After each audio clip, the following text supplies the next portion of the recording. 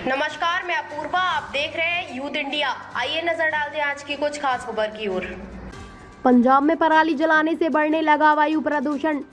अभी से स्मोक दिख रहा। लुधियाना का AQI 328 पहुंचा। जल्द हरियाणा दिल्ली में दिखेगा असर। पंजाब भर में पराली जलाने की घटनाओं में वृद्धि के साथ राज्य की आबो हवा खराब होनी शुरू हो गई है। लुधियाना में AQI रात के समय जहां 328 तक पहुंच गया, वहीं जालंधर में AQI का औसतन 135 दर्ज किया जा रहा है। पराली जलाने की घटनाएं बीते साल से अभी तक 43% और 2021 के मुकाबले 67% अधिक रिपोर्ट हुई है, जिसे एक्सपर्ट चिंताजनक बता रहे हैं। पंजाब में अक्टूबर माह की शुरुआत के साथ ही राज्य के अधिकांश गांवों में स्मोक की स्थिति बनी हुई है। इस सीजन में खेतों में आग लगने के मामले पिछले 2 वर्षों की तुलना में बहुत अधिक है, जिससे फसल अवशेषों को जलाने पर रोक लगाने के लिए सरकार द्वारा किए जा रहे करोड़ों रुपए के खर्च पर सवाल उठ रहे हैं।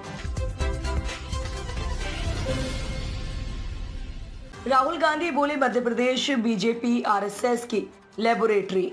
शहडोल में कहा यहां मरे लोगों का इलाज होता है। भाजपा नेता आदिवासियों पर पेशाब करते हैं। कांग्रेस नेता राहुल गांधी ने मंगलवार को शहडोल के ब्योहारी में कहा, मध्य प्रदेश में बीजेपी RSS की लेबोरेटरी है। यहाँ मरे हुए लोगों का इलाज होता है। यहाँ बीजेपी के नेता आदिवासियों पर पेशाब करते हैं। जो जानवरों को भी नहीं खिलाया जाता, वो सड़ा हुआ अनाज आपको दे देते हैं। राहुल ने जातीय जनगणना कराने की बात को दोहराते हुए कहा कि हमारी सरकार बनी तो पहला काम जातीय जनगणना कराने का होगा।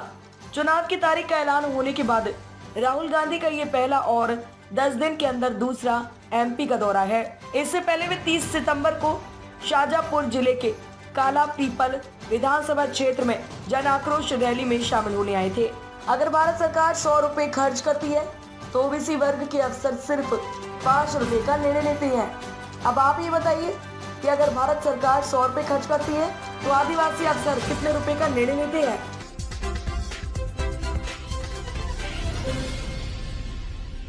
सैफई में नेताजी की पहली पुण्यतिथि। पिता को याद कर भावुक हुए अखिलेश। लिखा, जो बसते हैं दिल में लोगों के, वो जाकर भी कहीं ना जाते। समाजवादी पार्टी के संस्थापक, पूर्व रक्षा मंत्री और यूपी के पूर्व CM नेताजी मुलायम सिंह यादव की आज पहली पुण्यतिथि है। सपा प्रमुख अखिलेश यादव उन्हें याद कर भावुक हो गए। उन्होंने ट्वीट कर लिखा, जो बसते हैं दिल में लोगों के, वो जाकर भी कहीं ना जाते हैं। आपके सिद्धांतों और प्रयासों को नमन करते हुए उन्हें और भी साकार और सार्थक करने की वचनबद्धता के साथ श्रद्धांजलि। नेताजी को श्रद्धांजलि देने के लिए उनके पैतृक गांव सैफई में श्रद्धांजलि सभा का आयोजन किया गया है। नेताजी की समाधि को फूलों से सजाया गया है।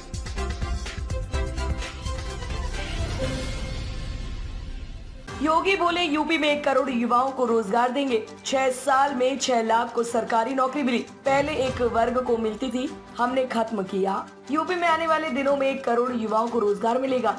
मंगलवार को CM योगी ने इसका ऐलान किया है। उन्होंने कहा कि 6 साल में 6 लाख से ज्यादा लोगों को सरकारी नौकरी दी गई। पहले की सरकारों में युवा नौकरियों से वंचित रहते थे। नौकरी आती थी लेकिन भ्रष्टाचार के चलते एक ही वर्ग के लोगों को मिल जाती थी। ये अन्याय हमने खत्म कर दिया है। CM ने ये बातें लखनऊ के लोक भवन में ये बातें कही।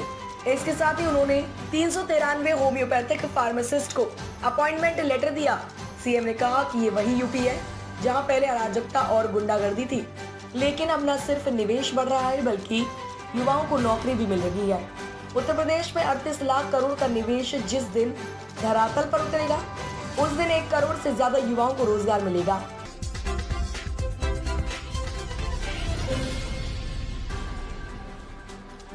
अमित शाह बोले, KCR का लक्ष्य बेटे को CM बनाना। तेलंगाना में कहा उनकी पार्टी का सिंबल एम्बेसडर गाड़ी, लेकिन स्टीयरिंग OBC के हाथ में। केंद्रीय गृह मंत्री अमित शाह ने कहा कि KCR का चुनाव चिन्ह एम्बेसडर गाड़ी है, लेकिन उनकी गाड़ी की स्टीयरिंग OBC के हाथ में है। क्या आप यहाँ मजलिस के इशारे पर चलने वाली सरकार चाहते हैं? KCR का सिर्फ एक ही लक्ष्य है, अपने बेटे KTR को मुख्यमंत्री बनाना। भाजपा का लक्ष्य है हर युवा को रोजगार देना, अच्छी शिक्षा, स्वास्थ्य सुविधाएं देना।